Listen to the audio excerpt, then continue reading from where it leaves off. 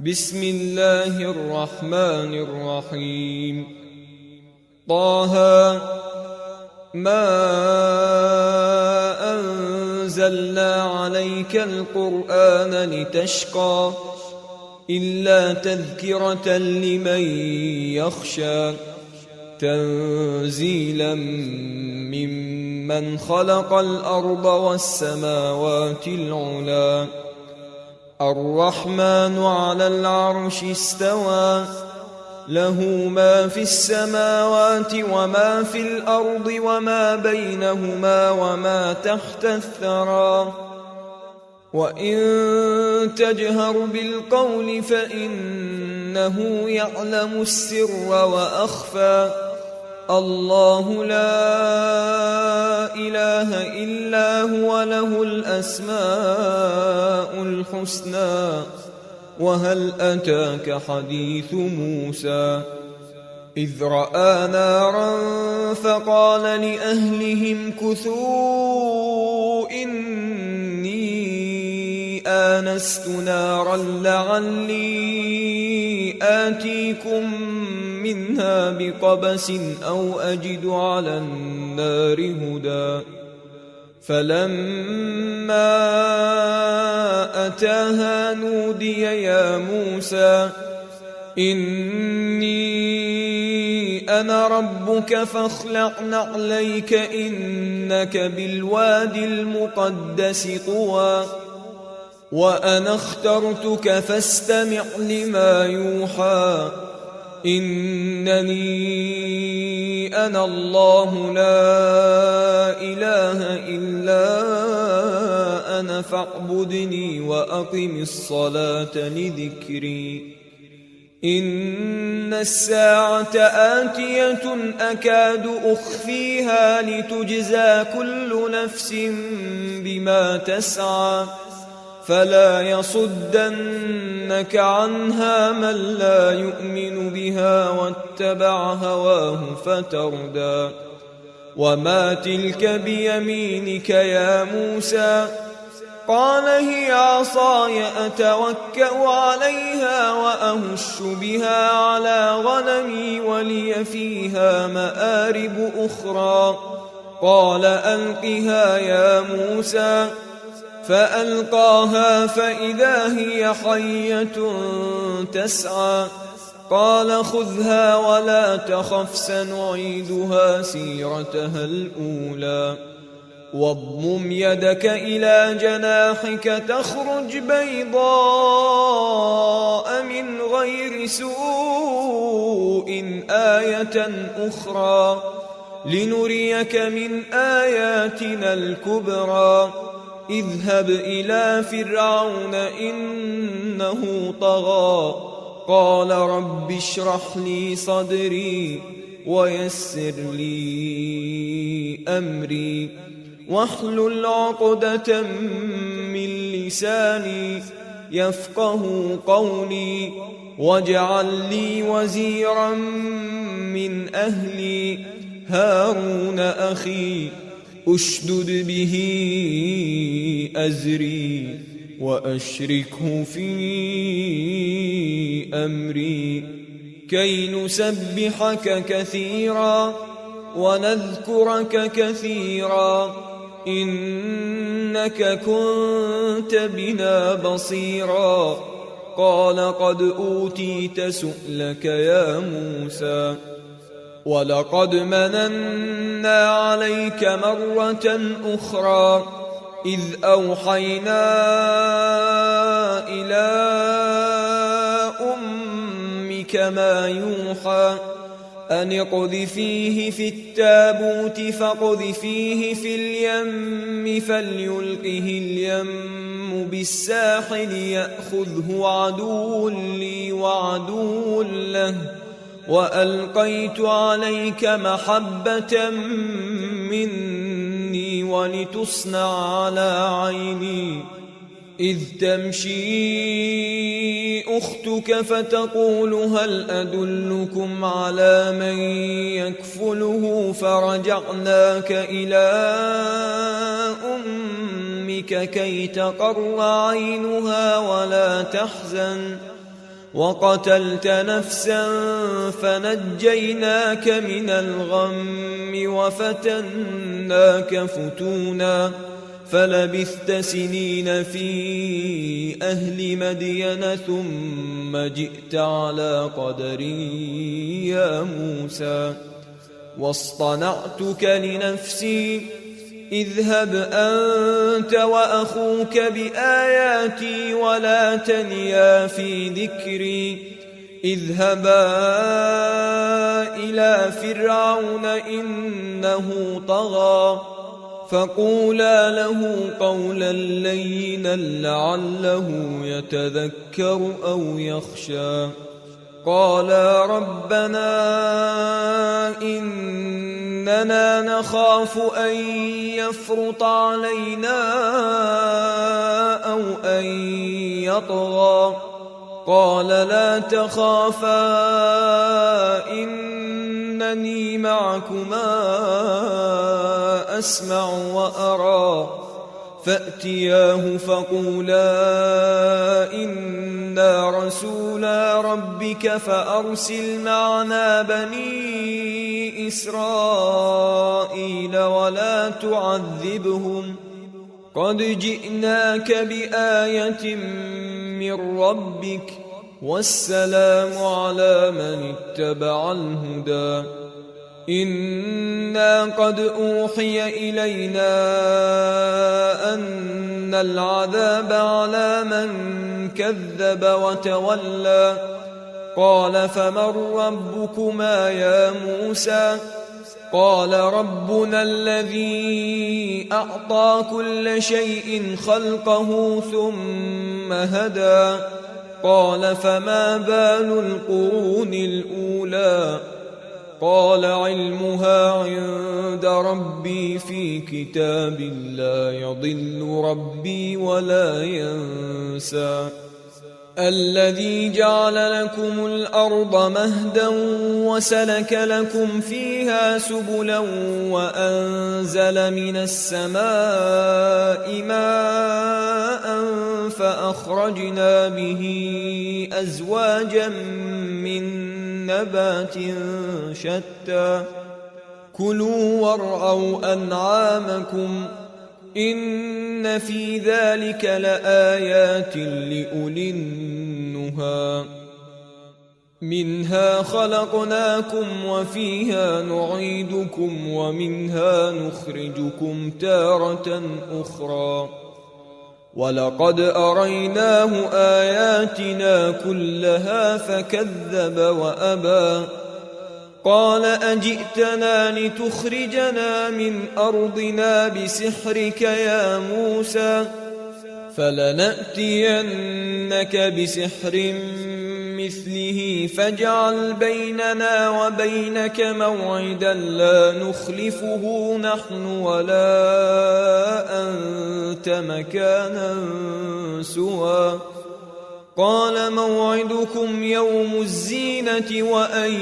يحشر الناس ضحى فتولى فرعون فجمع كيده ثم أتى قال لهم موسى ويلكم لا تفتروا على الله كذبا فيسحتكم بعذاب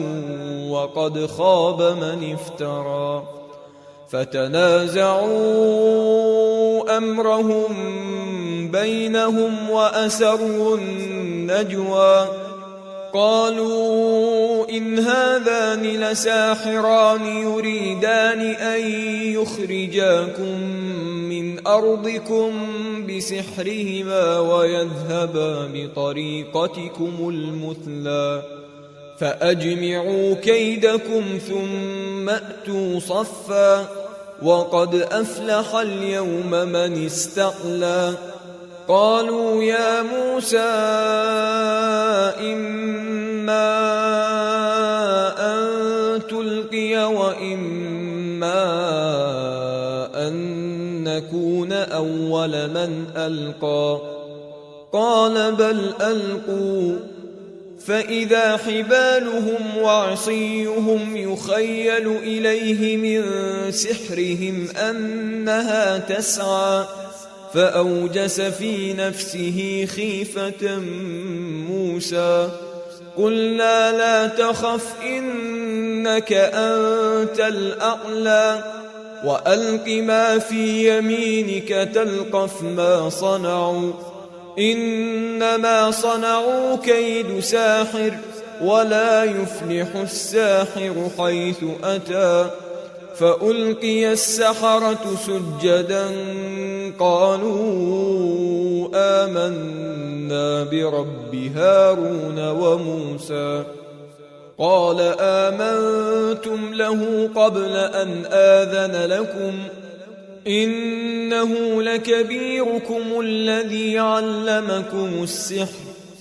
فلأقطعن أيديكم وأرجلكم من خلاف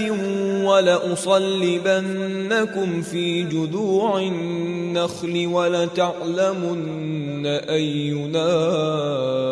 أشد عذابا وأبقى قالوا لن نؤثرك على ما جاءنا من البينات والذي فطرنا فاقض ما أنت قاض إنما تقضي هذه الحياة الدنيا إنا آمنا بربنا ليغفر لنا خطايانا وما أكرهتنا عليه من السحر والله خير وأبقى إنه من يأت ربه مجرما فإن له جهنم لا يموت فيها ولا يحيا ومن يأته مؤمنا قد عمل الصالحات فأولئك لهم الدرجات العلى جنات عدن تجري من تحتها الأنهار خالدين فيها وذلك جزاء من تزكى ولقد أوحينا إلى موسى أن أسر بعبادي فاضرب لهم طريقا في البحر يبسا لا تخاف دركا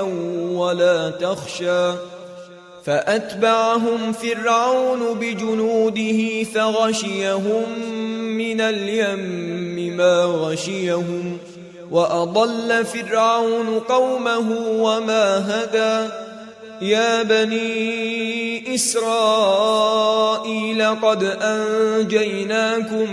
من عدوكم وواعدناكم جانب الطور الأيمن ونزلنا عليكم المن والسلوى كلوا من طيبات ما رزقناكم ولا تطغوا فيه فيحل عليكم غضبي ومن يحلل عليه غضبي فقد هوى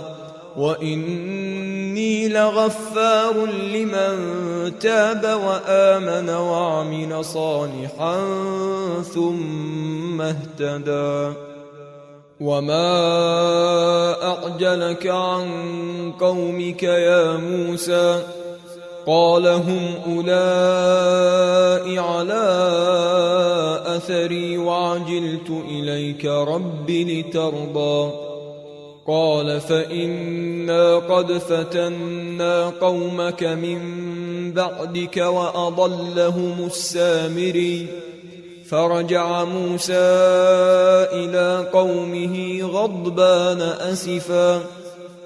قال يا قوم ألم يعدكم ربكم وعدا حسنا أفطال عليكم العهد أم أردتم أن يحل عليكم غضب من ربكم فأخلفتم موعدي قالوا ما أخلفنا موعدك بملكنا ولكننا حملنا أوزارا من زينة زينة القوم فقذفناها فكذلك ألقى السامري فأخرج لهم عجلا جسدا له خوار فقالوا هذا إلهكم وإله موسى فنسي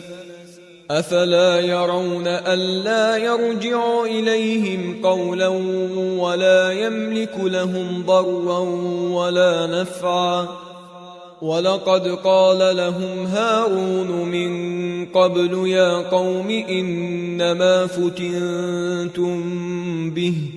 وإن ربكم الرحمن فاتبعوني وأطيعوا أمري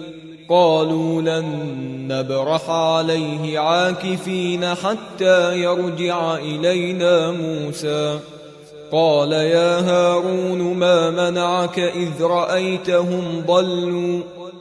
ألا تتبعني أفعصيت أمري قال يا ابن أم لا تأخذ بلحيتي ولا برأسي إني خشيت أن تقول فرقت بين بني إسرائيل ولم ترقب قولي قال فما خطبك يا سامري قال بصرت بما لم يبصروا به فقبضت قبضة من أثر الرسول فنبذتها وكذلك سولت لي نفسي قال فاذهب فإن لك في الحياة أن تقول لا مساس وإن لك موعدا لن تخلفه وانظر إلى إلهك الذي ظلت عليه عاكفا لنحرقنه ثم لننسفنه في اليم نسفا إنما إلهكم الله الذي لا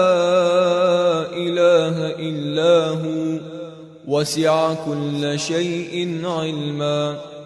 كذلك نقص عليك من أنباء ما قد سبق وقد آتيناك من لدنا ذكرا من أعرض عنه فإنه يحمل يوم القيامة وزرا خالدين فيه وساء لهم يوم القيامة حملا يوم ينفخ في الصور ونحشر المجرمين يومئذ زرقا يتخافتون بينهم إن لبثتم إلا عشرا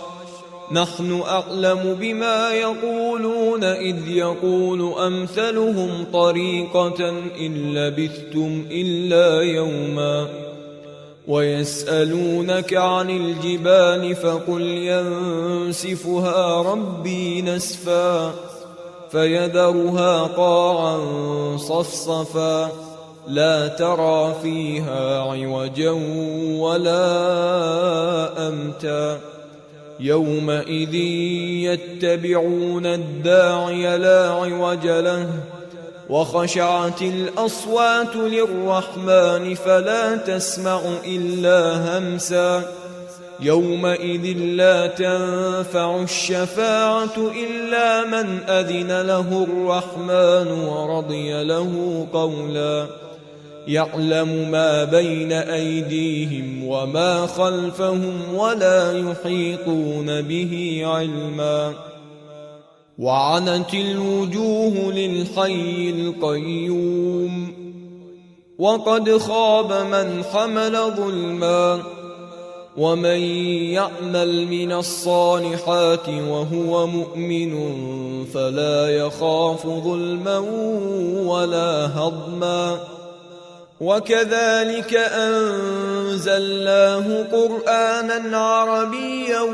وصرفنا فيه من الوعيد لعلهم يتقون أو يحدث لهم ذكرا